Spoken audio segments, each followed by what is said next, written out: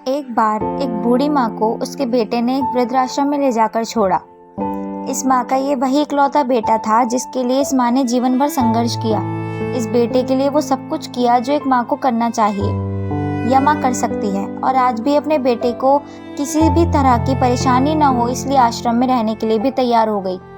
वृद्धाश्रम में रह रही माँ हमेशा अपने बेटे को याद करती, मगर बेटा केवल साल में एक बार उसको मिलने जाता या फिर फोन पर बात कर लेता। कई साल बीत गए।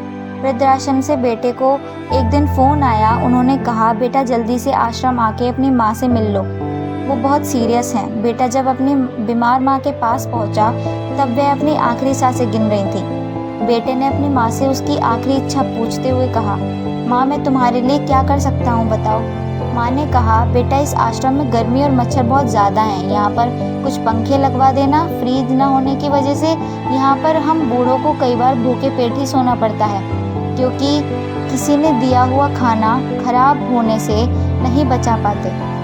तो इस आश्रम के लिए एक दो फ्रिज भी खरीद कर दे देना।